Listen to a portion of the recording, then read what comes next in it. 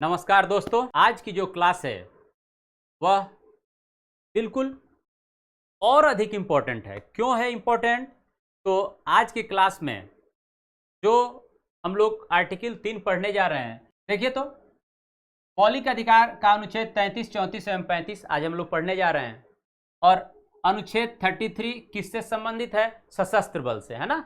सशस्त्र बल में कौन कौन शामिल हैं? तो सशस्त्र बल में भारतीय सेना, सेना के तीनों अंग, आर्मी, नेवी एंड एयरफोर्स, थल सेना, नौसेना एंड वायुसेना, ये तीनों ही इसमें आते हैं। उसके बाद राज्य एवं केंद्र की पुलिस आ जाती है। उसके बाद क्या? गुप्तचर सेवा आ जाता है, जिसमें आईबी और रॉ है। आईबी का क्या काम है? जासूसी करना। कहाँ जासूसी करना? देश के अंदर। और रॉ का क्या काम है? देश के बाहर जासूसी करना। क्लियर है? उसके बाद आवश्यक दूरसंचार सेवा भी सशस्त्र बल के अंतर्गत ही आता है। इसमें क्या शामिल है? तो एम्बुलेंस शामिल है ना। एम्बुलेंस सेवा जो आपको प्राप्त होती है, साथ ही साथ फायर ब्रिगेड की भी सेवा आपको इसमें शामिल है। ठीक है। अब सशस्त्र बल को जो मौलिक अधिकार जो सभी नागरिकों को प्राप्त है, तो यहाँ पे अनुच्छेद 33 के अंतर्गत सशस्त्र बल जो ये आ रहे हैं, इनके मौलिक अधिकारों की सीमा निर्धारण करने का अधिकार केवल संसद को है। अर्थात संसद कानून बनाकर सशस्त्र बलों के मौलिक अधिकारों की सीमा निर्धारित कर सकती है। स्पष्ट है? ठीक है। न कि विधानमंडल को। किसी भी विधानमंडल को यह अधिकार नहीं है कानून बनाने का सशस्त्र बलों के मौलिक अधिकारों के संबंध में। किसे है? तो केवल और केवल संसद जो है, पार्लियामेंट जो है, वह सशस्त्र बलों के मौलिक अधिकारों के संबंध में क्या कर सकती है भाई? कानून बना सकती है, और कानून बनाकर इनके मौलिक अधिकारों की सीमा निर्धारित कर सकती है। ऐसा करने के पीछे क्या उद्देश्य होता है संसद का? तो उसका उद्देश्य है कि जो सशस्त्र बल हैं, इनके मध्य अनुशासन बना रहे, और दूसरा, इनका जो कार्य है वह समुचित तरीके से किया जा सके, है ना। तो इसके उद्देश्य को हमने लिख दिया है कि अनुशासन इनका बना रहे एवं समुचित कार्य को बनाए रखना क्या होता है? संसद द्वारा कानून बनाने का उद्देश्य होता है ना। संसद जब भी कानून बनाती है तो उसका मूल उद्देश्य होता है सशस्त्र बलों के अनुशासन एवं समुचित कार्य को बनाए रखना। स्पष्ट है? ठीक है, ये बातें थी। चलिए, अब तो साउंड आ रही है ना प्रॉपर? कहीं दिक्कत? ठीक है, आगे बढ़ते हैं। आइए, अब हम लोग देखते हैं अनुच्छेद 33 हो गया। 33 के बाद आते हैं अनुच्छेद 34 पे। 34 में देखते हैं हम लोग। देखिए तो 34 किससे संबंधित है भाई? मार्शल लॉ से। किससे? मार्शल लॉ से। 34 संबंधित है मार्शल लॉ से। मार्शल लॉ, मार्शल लॉ का मतलब क्या हुआ भाई? इसको हम लोग क्या बोलते हैं? मिलिट्री लॉ, है ना। मिलिट्री लॉ, ठीक है। सैनिक कानून, इसको क्या बोलेंगे? मार्शल लॉ को ही सैनिक कानून बोला जाता है। बाद में लिखा हुआ है, देखिए यहाँ पे एंट्री कर रखा है। मार्शल लॉ को हम लोग वास्तव में क्या कहते हैं, है ना। मार्शल लॉ को सैनिक कानून क्या बोलते हैं? सैनिक कानून, ठीक है ना। मार्शल लॉ को हम लोग क्या बोलेंगे? सैनिक कानून, ठीक है। स्पष्ट है? अब देखिए, तो जो मार्शल लॉ है यह संविधान में परिभाषित नहीं है। परिभाषित नहीं का मतलब है कि मार्शल लॉ का वर्णन तो किया हुआ है कि भाई मार्शल लॉ किन स्थितियों में लागू होगा, लेकिन इस शब्द को जो है मार्शल लॉ, वह क्या है? हमारे संविधान में परिभाषित नहीं किया। मार्शल लॉ लागू किया जाता है लेकिन यह संविधान में परिभाषित नहीं है, ठीक है ना। तो अब अनुच्छेद 34 के अंतर्गत जो मार्शल लॉ है उसकी विशेष बातें क्या है? मार्शल लॉ के अंतर्गत देखिए, उदाहरण है अफसा, AFSPA, यह क्या है? Arm forces special power act, लिख दिया है यहाँ पे, arm forces special power act, ठीक है ना। यह क्या है? मार्शल लॉ है। मार्शल लॉ का मतलब क्या है? सैनिक कानून, है ना। और यह संविधान में परिभाषित नहीं है। क्लियर हो गई बात? अब यहाँ पे देखिए तो मार्शल लॉ के यहाँ पे जो आर्टिकल 34 है, इस मार्शल लॉ में क्या कहा गया है? तो कहा गया है कि यदि किसी क्षेत्र में मार्शल लॉ घोषित किया गया है तो वहां पे देखिए तो, यदि मार्शल लॉ क्या किया गया भाई? घोषित किया गया है, तो वहां पर जो उस क्षेत्र के नागरिक हैं उनके मौलिक अधिकार को कम किया जा सकता है या उसे समाप्त किया जा सकता है। दो बातें हैं, मौलिक अधिकार फंडामेंटल राइट्स को क्या कम या समाप्त किया जा सकता है। स्पष्ट हो गया। यदि मार्शल लॉ घोषित है तो उस क्षेत्र में क्या किया कर सकते हैं भाई, तो उस क्षेत्र में नागरिकों के मौलिक अधिकार कम किए जा सकते हैं या उसे समाप्त किए जा सकते हैं। दोनों बातें हैं, ठीक है ना। अब दूसरी बात क्या है कि उस क्षेत्र में जो कार्य करने वाले राज्याधिकारी हैं, ठीक है ना, जिन्हें वहां की कानून एवं व्यवस्था को बनाए रखना होता है, शांति एवं व्यवस्था को बनाए रखना होता है, उनके जो है देखिए तो जो राज्याधिकारी है उस क्षेत्र के, उन्हें क्या होता है, कानून एवं व्यवस्था, शांति और व्यवस्था बनाए रखने का, स्थापित रखने का क्या होता है उद्देश्य, उनका क्या होता है भाई, रिस्पॉन्सिबिलिटी होती है ना।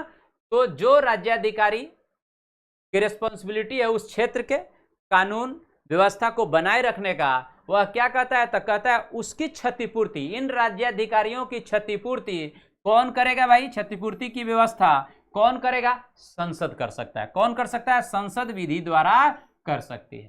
क्लियर हो गया।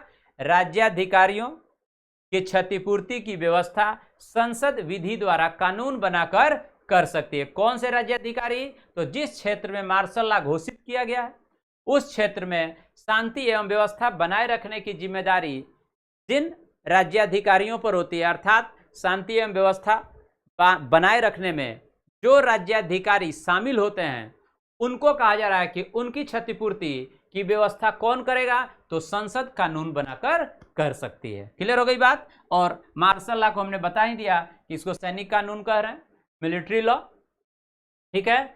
और इसको हम लोग एग्जाम्पल बता रहे हैं अफसा।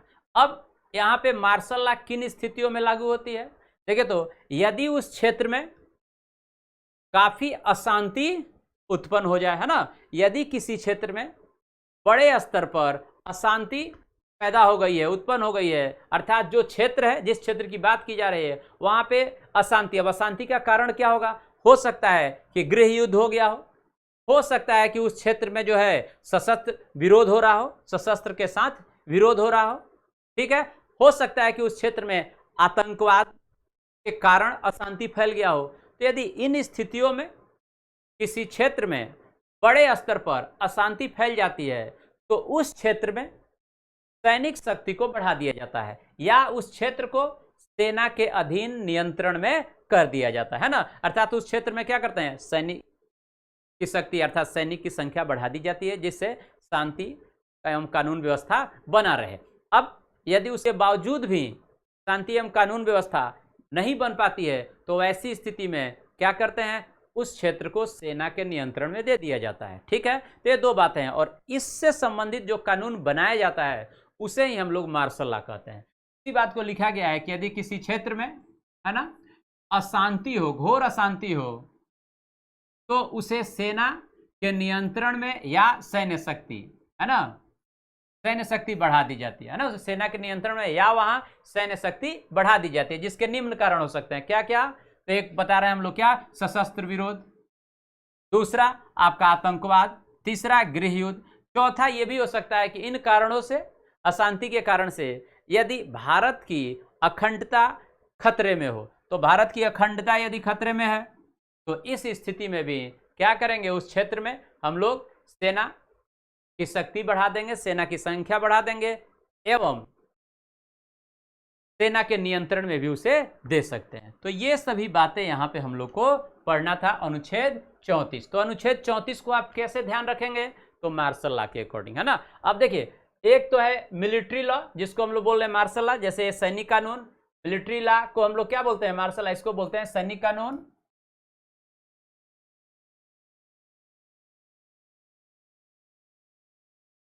और एक होता है आपका सैनिक, ये हो क्या, मिलिट्री लॉ, सैनिक कानून।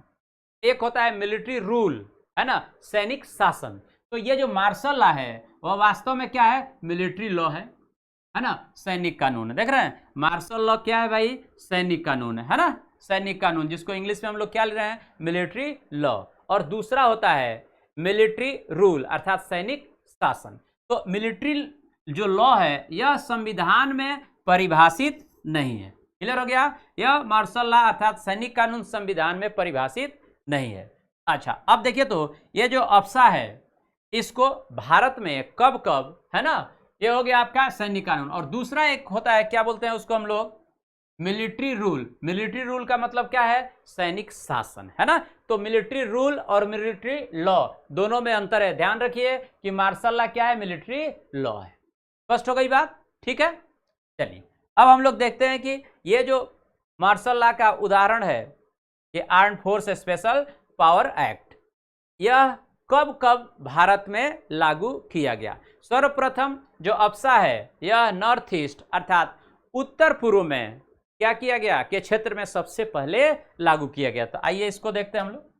देखिए तो अप्सा कब कब लागू किया गया। सर्वप्रथम यह कहां लागू किया गया जी, तो यह नॉर्थ ईस्ट में, नॉर्थ ईस्ट उत्तर पूर्व में, नॉर्थ ईस्ट उत्तर पूर्व में लागू। क्लियर हो गई बात। सबसे पहले यह कहां लागू किया गया, उत्तर पूर्व में, भारत के उत्तर पूर्व में, ठीक है, क्षेत्र में। उत्तर पूर्व क्षेत्र में सेवन सिस्टर्स जो हम लोग स्टेट बोलते हैं वही है, तो यहां लागू किया गया। अब देखिए तो उसमें कहां कहां, तो कहता है सर्वप्रथम मणिपुर और नागालैंड में। मणिपुर और नागालैंड में कब लागू किया गया जी, 1958 में। 1958 में मणिपुर और नागालैंड में अप्सा को लागू किया गया था। उसके बाद कहां किया गया, तो चंडीगढ़ और पंजाब में। देख रहे हैं, चंडीगढ़ और पंजाब में कब किया गया, 1983 में। और 1983 में लागू किया गया और यह काफी लंबे समय तक चला, कितना, 14 वर्षों तक। 14 वर्षों तक यह लागू रहा। तो कब खत्म हुआ जी, 97 में। 97 में इसे क्या किया गया, हटाया गया। तो जो पंजाब और चंडीगढ़ में अप्सा लागू हुआ वह 83 में लागू हुआ और 97 में हटाया गया, अर्थात 14 वर्ष तक इसे लागू रखा गया। जबकि मणिपुर और नागालैंड में 58 में लगाया गया और जल्दी ही से हटा दिया गया था। जम्मू और कश्मीर, इसमें कब लागू किया गया जी, 1990 में, ठीक है ना। 1990 में अप्सा जम्मू और कश्मीर में लागू किया गया था। स्पष्ट हो गया। तो ये भी हमको ध्यान रखना है कि सबसे पहले क्या है, तो भारत के नॉर्थ ईस्ट उत्तर पूर्व में लागू, है ना, ठीक है। भारत के उत्तर पूर्व क्षेत्र में सबसे पहले लागू किया गया था। और उसमें कहाँ भी, तो मणिपुर और नागालैंड में। कितने ईस्वी में, तो 1958 में। उसके बाद पंजाब चंडीगढ़ में 83 में और जम्मू कश्मीर में उसके बाद 90 में। तो ये अनुच्छेद 34 के अंतर्गत हम लोग को डिस्कस करना था, ठीक है। सभी को आवाज आ रही है ना, ठीक।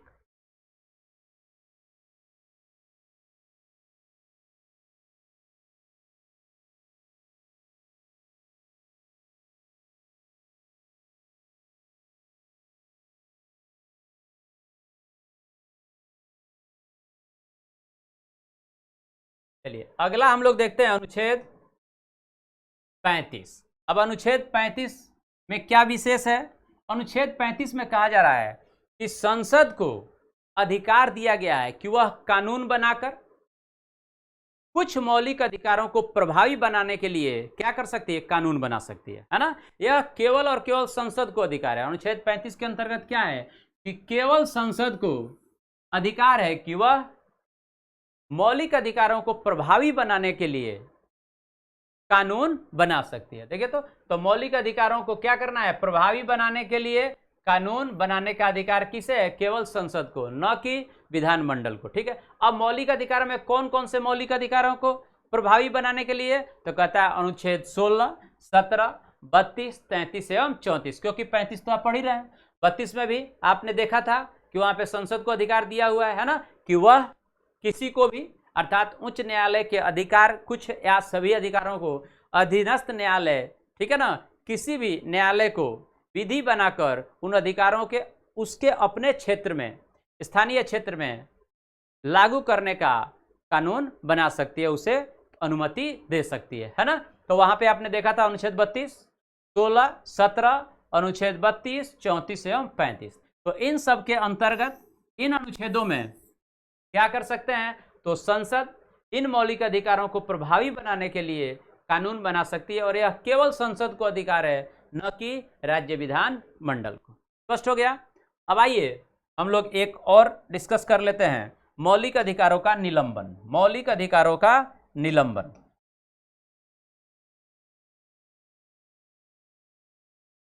मौलिक अधिकारों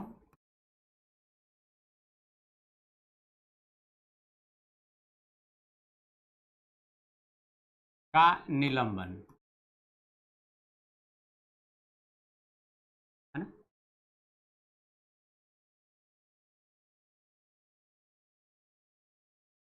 देखिए, तो मौलिक अधिकारों का निलंबन, निलंबन का मतलब क्या होता है? समाप्ति।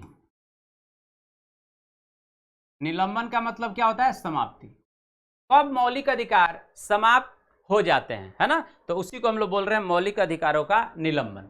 तो पहला देखिए जरा, यहां हम लोग फर्स्ट की यदि बात करें,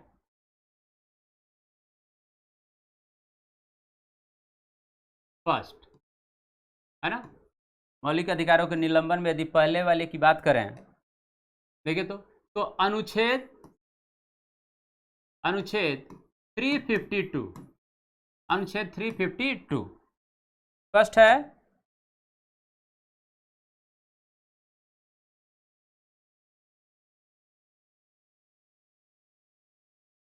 ठीक है, तो 352 के अंतर्गत क्या है जी? तो अनुच्छेद 352 के अंतर्गत यह क्या दिया गया है? ठीक है, 352 के अंतर्गत क्या है? यदि युद्ध की स्थिति हो, क्या क्या? युद्ध,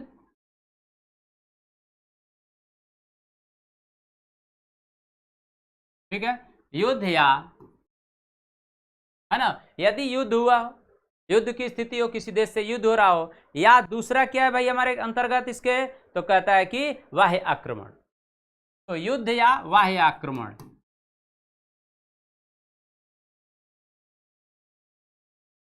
बाहरी कोई आक्रमण कर दिया हो या युद्ध हो रहा है, तो युद्ध या बाह्य आक्रमण के स्थिति में राष्ट्रपति क्या करता है भाई? आपातकाल की घोषणा करता है ना। युद्ध या बाह्य काल, बाह्य आक्रमण की स्थिति में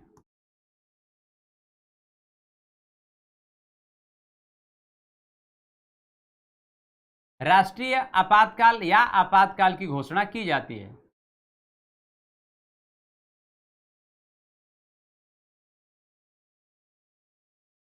की घोषणा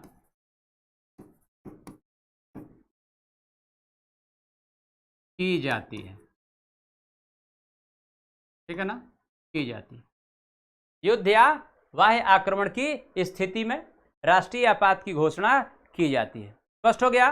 और ऐसी स्थिति में क्या होता है? देखिए, तो जो अनुच्छेद 19 है, अनुच्छेद 19 क्या है जी? अनुच्छेद 19 क्या है? स्वतंत्रता का अधिकार, है ना, जिसके अंतर्गत कितने आर्टिकल थे? ठीक है, कितना से? 19 से 22 तक था। ठीक, 19, 20, 21, 22, 4 अनुच्छेद। तो अनुच्छेद 19 के अंतर्गत जितने अनुच्छेद हैं, अर्थात अनुच्छेद 19 में क्या है? स्वतंत्रता का अधिकार।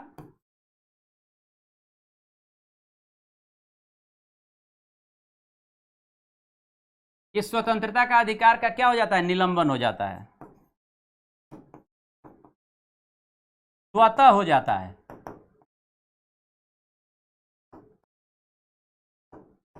क्लियर हो गया जी? तो अनुच्छेद 352 में यदि युद्ध या बाह्य आक्रमण हुआ हो, तो इन दोनों स्थिति में राष्ट्रीय आपात की घोषणा हो जाती है। राष्ट्रीय आपात की घोषणा होती है। युद्ध या बाह्य आक्रमण की स्थिति में राष्ट्रीय आपात की घोषणा होती है, और तब अनुच्छेद 19 का निलंबन हो जाता है। स्पष्ट है।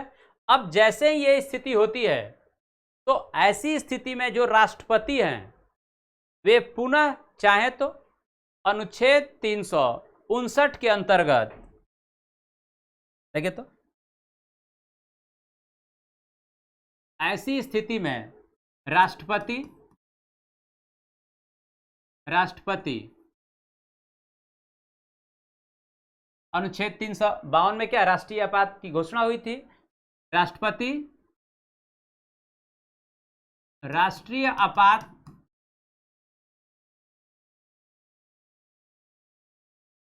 की स्थिति में पुनः क्या कर सकते हैं? तो पुनः नागरिकों के है ना, नागरिकों के क्या हो जाएगा भाई, मौलिक अधिकारों के क्रियान्वयन को क्या कर सकते हैं, स्थगित कर सकते हैं। ठीक है, स्थगित कर सकते हैं, है ना। तो पुनः नागरिकों के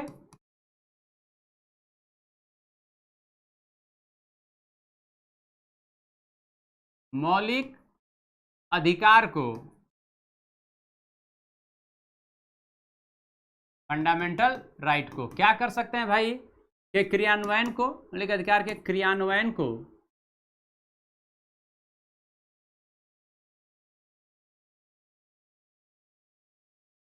स्थगित कर सकते हैं।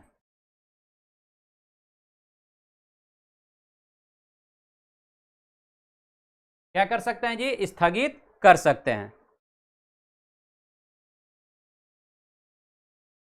ठीक है, अब ये सब जो है किस अनुच्छेद के अंतर्गत करेंगे, ये सब किस अनुच्छेद के अंतर्गत किया जाता है, तो अनुच्छेद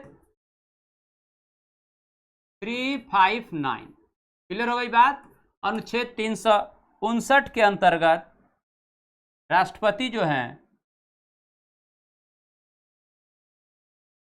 क्लियर है, अनुच्छेद 359 के अंतर्गत राष्ट्रपति क्या करते हैं। 352 में क्या हुआ, युद्ध या बाह्य आक्रमण की स्थिति में क्या किया गया भाई, राष्ट्रीय आपात या आपातकाल की घोषणा कर दी गई। अब आपातकाल की घोषणा करने के पश्चात क्या हुआ, तो अनुच्छेद 19 अर्थात स्वतंत्रता का अधिकार का निलंबन स्वतः हो जाता है। अब इसके बाद अनुच्छेद 359 के अंतर्गत राष्ट्रपति क्या कर सकते हैं, ठीक है ना, राष्ट्रपति क्या कर सकते हैं, तो राष्ट्रपति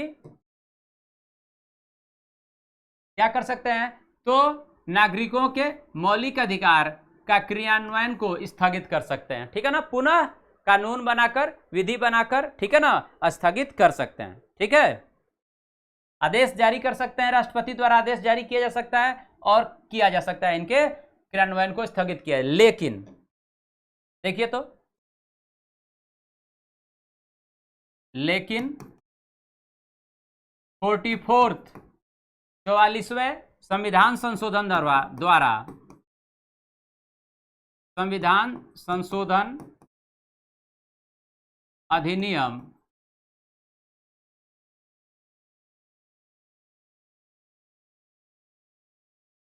ठीक है, लेकिन 44वें संविधान संशोधन अधिनियम,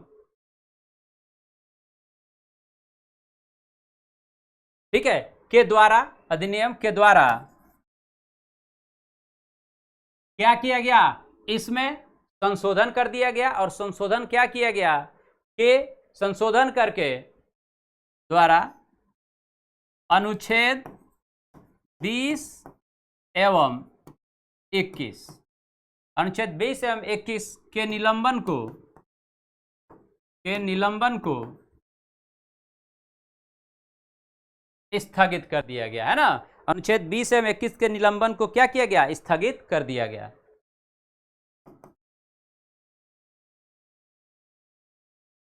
इसका अर्थ क्या हुआ, कि राष्ट्रपति 359 के अंतर्गत आदेश जारी करके क्या कर सकता था, नागरिकों के मौलिक अधिकार का के क्रियान्वयन को स्थगित कर सकता था। लेकिन 44वें संविधान संशोधन अधिनियम द्वारा अनुच्छेद 20 और 21 के निलंबन को स्थगित कर दिया गया। मतलब अनुच्छेद 20 और 21 के जो अधिकार हैं, 20 में क्या अधिकार था आपका भाई, दोष सिद्धि, है ना, दोष सिद्धि से संरक्षण था। क्लियर हो गई बात। और दूसरा क्या था आपका 21 में क्या था, तो 21 में आपको दैहिक एवं प्राण की स्वतंत्रता का जो अधिकार था, ना। अपराधों के लिए दोष सिद्धि ये था, ये क्या था भाई, अपराधों के लिए दोष सिद्धि की स्वतंत्रता, दोष सिद्धि। क्लियर हो गया, दोष सिद्धि। और दूसरा क्या था भाई, 21 क्या था, जीवन की रक्षा एवं दैहिक स्वतंत्रता, प्राण एवं दैहिक स्वतंत्रता लिख दीजिए, प्राण एवं दैहिक स्वतंत्रता। ठीक है, तो ये दोनों जो अधिकार हैं, इसे राष्ट्रपति भी अनुच्छेद 365 के अंतर्गत आदेश जारी करके समाप्त नहीं कर सकता है। क्लियर हो गई बात? तो ये बातें हम लोग को यहाँ पे पढ़नी थी।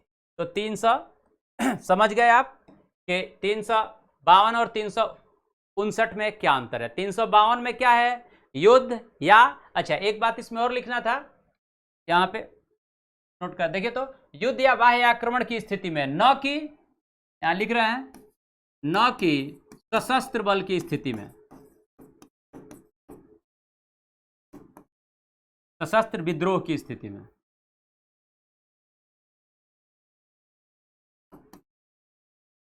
क्लियर हो गई बात? ठीक है ना? सशस्त्र विद्रोह के आधार पर 352 में युद्ध या बाह्य आक्रमण की स्थिति में ही राष्ट्रीय आपात की घोषणा की जा सकती है, जिसमें 19 का अनुच्छेद 19 स्वतंत्रता का अधिकार निलंबित हो जाता है, स्वतः हो जाता है। ठीक है ना? अब यहां पे 352 के अंतर्गत सशस्त्र विद्रोह की स्थिति में नहीं किया जा सकता है ना, इसके स्थिति में नहीं, लेकिन यहां जो हम लोग लिखे हैं 359, यहां पे सशस्त्र विद्रोह भी शामिल है। यहां पे सब बातें शामिल है। क्या क्या है भाई? बाह्य आक्रमण,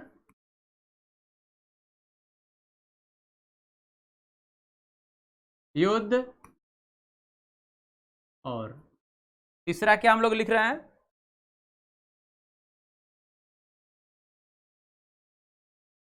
सशस्त्र विद्रोह,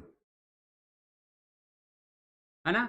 इन तीनों स्थितियों में अनुच्छेद 359 के अंतर्गत राष्ट्रपति आदेश जारी कर क्या कर सकता है? तो नागरिकों के मौलिक अधिकार स्थगित कर सकता है। लेकिन 44वें संविधान संशोधन अधिनियम, ठीक है, के द्वारा, ठीक है, आर्टिकल 359 में क्या किया गया? संशोधन किया गया है ना, संशोधन अधिनियम के द्वारा अनुच्छेद 359 में संशोधन कर क्या किया गया?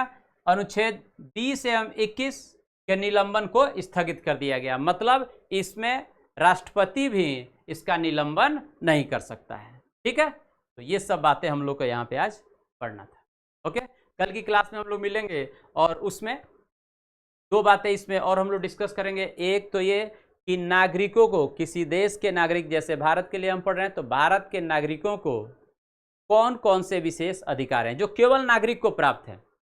ठीक है, और एक वे अधिकार की डिस्कस हम लोग करेंगे बात जो विदेशियों को भी प्राप्त है ना, जो दूसरे देश के लोग हैं उन्हें भी प्राप्त है। तो एक तो केवल जो नागरिक को प्राप्त है और एक वे अधिकार जो सभी को प्राप्त है। सभी में क्या हो गया? नागरिक एवं आपके विदेशी दोनों ही। तो ये दोनों बातें हम लोग करेंगे, है ना, नागरिक एवं गैर नागरिक अर्थात विदेशी को प्राप्त अधिकार और एक नागरिक को, और दूसरा एक और हम लोग पढ़ेंगे मौलिक अधिकार के बाहर उल्लेखित अधिकार। तो इसको भी हम लोग डिस्कस करेंगे कल की क्लास में। ये करके ये चैप्टर आपका कंप्लीट हो जाएगा और इसके बाद हम लोग इससे रिलेटेड जो पूछे गए इन टॉपिक से क्वेश्चंस हैं उसको डिस्कस करेंगे। ठीक है, ओके, गुड नाइट।